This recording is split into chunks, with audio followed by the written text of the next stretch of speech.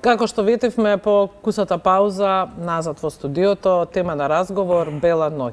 И Сонја Исмаил-Огненовска, координатор на манифестацијата во име на Младинскиот културен центар. Добар ден и добре дојде. Добар ден, добро ве најдов. Во големи гужви сте, пред 2 недели ни бевте по повод МОД, сега по повод Бела ноќ. МКЦ не застанува, не стои. Не, имаме околу 320 настани годишно, ако не се лажам.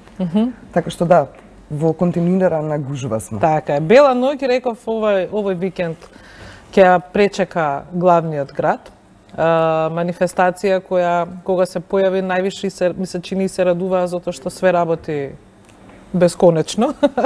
Ништо не затвара таа вечер. Ништо како Великден и Нова година. Ама на времето. Да. Но сепак нивото и видот на настани кои што ги нуди Белата ноќ се далеку од среќа поради безгранично работно време. Што нудиме оваа година, Сонја? Па ова е 14-та поред Бела ноќ, ќе се случува во сабота на 6 октомври. На повеќе локации во Скопје, поточно на 30-тина, 29 локации, да бидам уште попрецизна.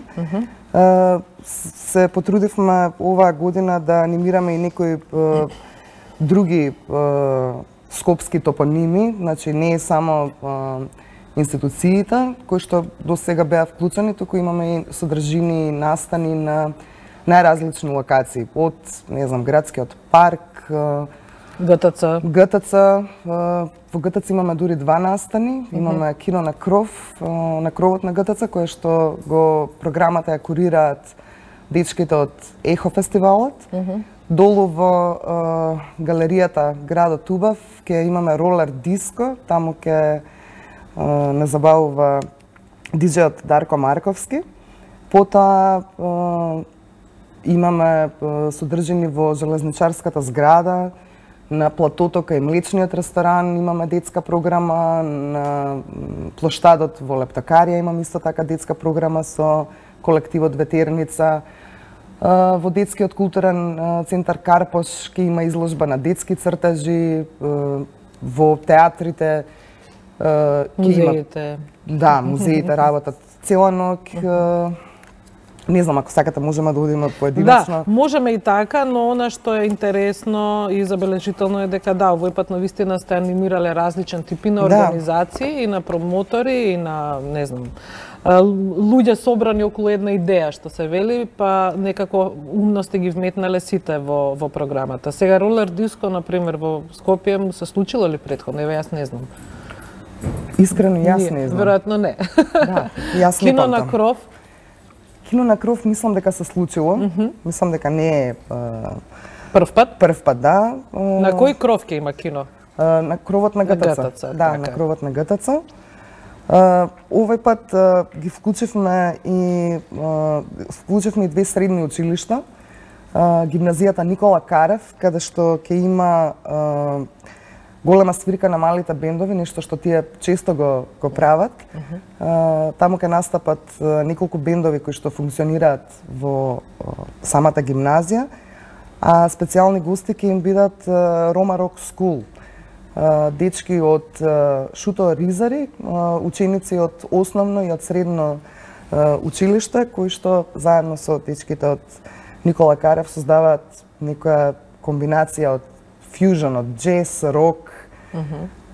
Интересно за слушање. И Орце Николов, мислам дека. Во Орце Николов ќе имаме представа. Тоа е во продукција на самата гимназија. Се вика Образование абе ајде. Представата е од 21 часот, а претходно од 20 часот е концертот во гимназијата Никола Карев, така што тие 2 настани не се поклопува. Не се поклопува, да може публиката да истрче на едното и на другото место. Од она што се официјални, да речам, институционални, да ги наречам, настани, да, како што се театрите и музеите, вака најинтересно што би извлекла како понуда? Мислам, се е интересно, меѓутоа, барем нешто да споменеме. Во нашата институција имаме неколку настани. Во Младинскиот културен центар, значи имаме изложба, значи прво имаме промоција на сет разгледници од документираното земјотресно Скопје. Тоа е авторство на Филип Коневски и Борис Јурумовски. Потоа има уште една изложба, архитектура помеѓу архитектурата, и имаме PMG Recordings фестивал, кој што почнува во 19 часот и трае до 5 часот наутро. Понатаму во Музеот на современа уметност имаме концерт на Дуња Иванова и Ана Пандевска. Градот Убав и градот Шугав, свита за Скопје, а имаме и проекција на филм Метеори. Таму ќе има плюс една светлосна инсталација во рамки на првиот меѓународен фестивал на светлината, Скопје Light Art District. Тоа каде се случува? Тој се случува во старата Скопска чаршија и отварањето му е баш на 6 октомври во рамки на Бела ноќ. Одлично. Јас немаме многу време, вака само нели колку можеме да поминеме се, не можеме да поминеме се. Имаме неколку представи, значи има представа во Мала Станица. Тоа е представата Подигнеме во продукција на Театар Пи, потоа имаме гостување на два театри од внатрешноста, условно речено. Гостува Битолскиот театар со представата Јулија Цезар во Македонскиот народен театар, тоа е во 20 часот, а во 22 часот е представата Синиот портокал во Драмскиот театар, и имаме уште една представа Физика на тагата во изведба на Театар Куманово, која што ќе се случи во Кинокултура.